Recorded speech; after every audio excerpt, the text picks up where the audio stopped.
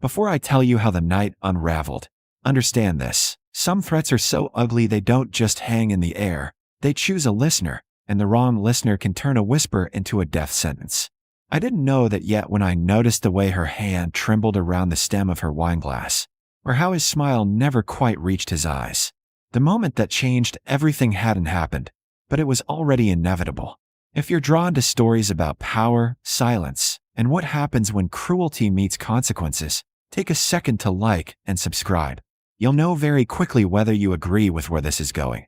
I was seated at a small corner table in a high-end Italian restaurant downtown, the kind with dim amber lighting, linen tablecloths, and a pianist playing just softly enough to be ignored. Waiting for my usual order and enjoying the anonymity I'd carefully cultivated over decades, when I became aware of the couple at the next table not because they were loud, but because they were wrong. The man spoke in that calm, clipped tone men use when they think they own the room, leaning in close enough that his words were meant only for her, yet careless enough to leak through the narrow gap between our tables, while the woman, young, maybe late 20s, sat rigid, her shoulders locked, eyes fixed on nothing as if dissociating were the only safe place left. I tried to ignore them at first. Ignoring things is a survival skill where I come from. But then I heard him laugh under his breath and say, with the casual certainty of someone stating tomorrow's weather, "You humiliated me. I'll kill you tonight." No shouting, no theatrics, just a promise, delivered between bites of veal, as if murder were an errand he planned to run after dessert. The fork paused halfway to my mouth. In my world, words like that aren't exaggerations, they're declarations, and I knew instantly he meant it, not because of what he said, but because of how relaxed he was saying it. She flinched, not dramatically, just a subtle tightening around the eyes, the kind you only notice if you've seen it before, the kind that tells you this wasn't the first time a line like that had been crossed. He continued eating. She nodded, the way people do when they're trying to keep a situation from escalating, murmuring something I couldn't hear, and I watched her hand slip under the table, fingers digging into her thigh as if grounding herself in pain. Around us, the restaurant buzzed with life. Birthday candles flared, a waiter laughed too loudly at a customer's joke, glasses clinked. But that single sentence had split the night clean in two, and only I seemed to notice. I sat there, still as stone, letting years of instinct kick in, cataloging details without moving my head. The man's expensive watch, new money, the faint tremor in his right hand, cocaine or rage. The way he kept glancing toward the door, not in fear but in entitlement, like the world owed him an exit whenever he wanted one. I'd spent a lifetime watching men like him confuse dominance with strength, cruelty with control, and I knew exactly how these stories usually ended. Badly for the woman, quietly for everyone else. He reached across the table and squeezed her wrist, just hard enough to hurt, smiling as she winced, and that was when I set my napkin down. I didn't look at him. I didn't look at her. I simply raised two fingers slightly, the smallest signal, one that meant nothing to anyone outside my circle, and the waiter who'd been hovering near the bar caught it instantly, nodding once before disappearing. The boyfriend didn't notice. People like him never notice shifts in power until it's already moved behind them. He leaned back, satisfied, and began talking about himself again, something about respect, about how people needed to learn their place, and I let him talk, because men always reveal the most when they think they're untouchable. The woman finally excused herself to the restroom, pushing her chair back. With shaking hands, and for a brief second her eyes met mine, not pleading, not hopeful, just resigned. And that look did something dangerous inside me. I'd buried that part of myself a long time ago, the part that remembered what it felt like to be trapped in a room with someone stronger who enjoyed reminding you of it. When she walked away, he pulled out his phone, thumbs flying, probably arranging the rest of his night, and I could almost hear the path he thought he was on. Home, control, silence. The waiter returned with my food I hadn't ordered yet, setting it down gently as if nothing were happening, and murmured, "Everything all right, sir?" I smiled and said, "Perfect," because lies sound more convincing when they're true in the moment. The boyfriend stood up, stretching, throwing cash on the table like an afterthought, and muttered, "I'll be outside," loud enough for her to hear wherever she was hiding, a leash made of words.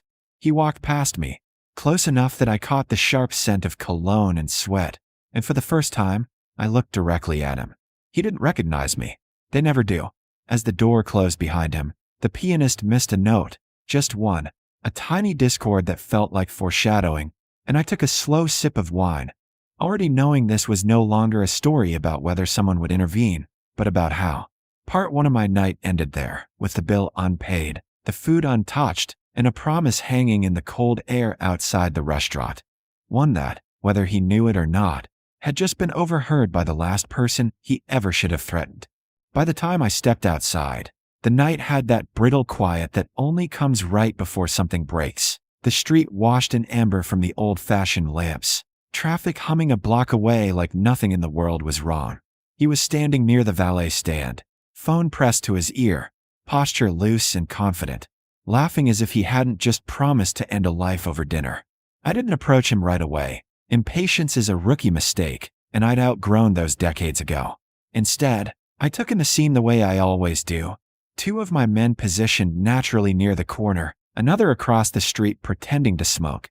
The valet suddenly very interested in rearranging keys rather than making eye contact. The woman hadn't come out yet. That worried me more than his threat did. Men like him thrive on isolation, and restrooms are convenient places for fear to bloom unchecked. I gave a subtle nod toward the door, and one of the waitstaff, new kid, nervous eyes, slipped inside with a practiced excuse about a forgotten purse. Outside, the boyfriend snapped his phone shut, irritation flashing across his face as the call ended. And that was when he noticed me standing a few steps away, not blocking him, not challenging him, just existing in his space with an ease that unsettled him even if he didn't know why. "You got a problem?" he asked, puffing his chest, voice raised just enough to reclaim control. I smiled, slow and polite, the kind of smile that invites conversation rather than conflict. "I couldn't help overhearing you inside," I said calmly. "You seem very upset." He scoffed, rolling his eyes. "Mind your business, old man." Interesting choice of words. Dismissive, desperate, the first crack. "Normally, I would," I replied. "But you used a phrase I take seriously." He laughed again, louder this time, glancing around as if expecting an audience. "What? You gonna call the cops?" "She's dramatic. She knows I didn't mean it." He said it with the confidence of someone who had convinced himself that repetition made lies into facts. I leaned in slightly, lowering my voice so only he could hear. "You said you'd kill her tonight," I reminded him. "Where I'm from, that's not something you joke about." His eyes flicked to my shoes, then my watch, doing the quick inventory men do when deciding whether someone matters. He sneered. "Where you're from doesn't mean shit to me." That was my cue, not to threaten, not to posture, but to let silence do the work. I held his gaze, unblinking, and watched the shift happen, subtle but unmistakable, as instinct finally overrode arrogance. People like him are animals beneath the bravado. They sense predators even if they don't recognize the species. "Look," he said, tone changing, forced casualness creeping in. "This doesn't concern you. She's my girlfriend. We're just working things out." I nodded thoughtfully. "Then you won't mind stepping back inside with me," I said, gesturing toward the door. "She's upset. It's better to talk things through calmly." He hesitated, jaw tightening, and I could see the calculation, cause a scene or comply. Before he could decide, the door opened and she emerged, eyes red but dry, spine straighter than before, the kid from the restaurant hovering behind her like a shield. Her gaze snapped to him, then to me, confusion flickering across her face. "We're leaving," he barked, reaching for her arm. I moved faster than he expected, not grabbing him, just placing myself between them, palm raised. "I don't think she's going anywhere with you," I said gently. That was when his temper finally cracked. "Who the hell do you think you are?" he shouted, drawing a few glances from passers-by. "You touch me, and you're dead." The irony almost made me smile. "I'm someone who listens," I answered. "And you've said quite enough." Behind him, one of my men cleared his throat, not threatening, just present, and the boyfriend turned, finally taking in the full picture, the way the street seemed to narrow around him, exits quietly closing. His bravado drained fast, replaced by bluster. "This is illegal," he spat. "You can't do this." "Do what?" I asked. "Stand on a sidewalk and talk?" He looked back at her, eyes blazing, trying one last time to assert ownership. "Get over here," he ordered. She didn't move. That was the moment everything changed, not because of me, not because of my men, but because she chose stillness over fear. I glanced at her and spoke softly. "You don't owe anyone an explanation," I told her. "If you want to leave, there's a car waiting that will take you anywhere you say." Her breath caught, disbelief and hope tangling together, and she nodded once, small but resolute. The boyfriend lunged forward then, panic fueling stupidity, and that was enough. 2 hands appeared on his shoulders, firm and precise, steering him back not roughly, just decisively, as if he were a piece on a board being moved to its proper square. "Let me go," he yelled, voice cracking now. I stepped closer, meeting him eye to eye. "Earlier tonight," I said quietly, "you made a promise. In my world, promises have weight." He swallowed hard, the first hint of real fear surfacing. "I didn't mean it," he whispered. "I swear." I straightened, smoothing my jacket, and for the first time let a sliver of truth slip through. "Intent is irrelevant," I said. "What matters is what you're capable of, and what you think you're entitled to." I turned away from him then, offering my arm to her instead, and she took it after a heartbeat's hesitation, like someone stepping off a ledge and discovering there was solid ground all along. As we walked toward the waiting car, I heard him shouting behind us, promises unraveling into pleas, and I knew part 2 of this night wasn't about violence or revenge, it was about choice. His choice had already been made. Hers had just begun. The car pulled away smoothly, the city lights sliding across the windows like nothing extraordinary had just happened, and for a few blocks neither of us spoke, the silence heavy but not uncomfortable, the kind that comes after something narrowly avoided rather than something already broken. She sat with her hands folded in her lap, breathing in shallow, measured pulls, as if afraid the night might still hear her if she inhaled too deeply, and I let her have that quiet because healing never starts with questions. When she finally whispered, "Is he coming back?" I shook my head once, calmly, with a certainty I rarely offer lightly. "No," I said. Tonight ended differently than he planned. I didn't explain further, and she didn't ask. People who've lived under threats know when details are unnecessary. I had the driver take her to a hotel across town, one my family owned quietly, where no one would ask her name twice and the locks work the way locks are supposed to. As the car stopped, she turned to me, eyes glossy but steady now, and asked the question I'd been expecting since the restaurant. "Why did you help me?" I considered lying. It's often easier, but honesty felt owed. "Because I heard you," I said, "and because men who make promises like that don't stop on their own." She nodded, swallowing hard, then surprised me by reaching out and squeezing my hand, a simple gesture heavy with gratitude and disbelief. "Thank you," she said, and stepped out into a safer future than the one she'd arrived with. I watched her disappear through the hotel doors before telling the driver to take me back. By the time I returned to the street outside the restaurant, the valet stand was empty, the pianist long gone, the city resuming its indifferent rhythm. He was still there, or what was left of his confidence was, sitting in the back of an unmarked car, shoulders slumped, eyes darting like a trapped animal finally aware of the cage. I stood across from him on the sidewalk, close enough that he could see my face clearly now, really see it, and recognition flickered, not of who I was, but of what I represented. Consequence without paperwork.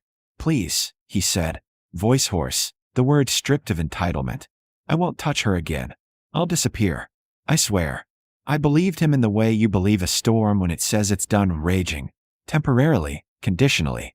You don't get to negotiate with the future you tried to create. I told him evenly. "You already showed who you are."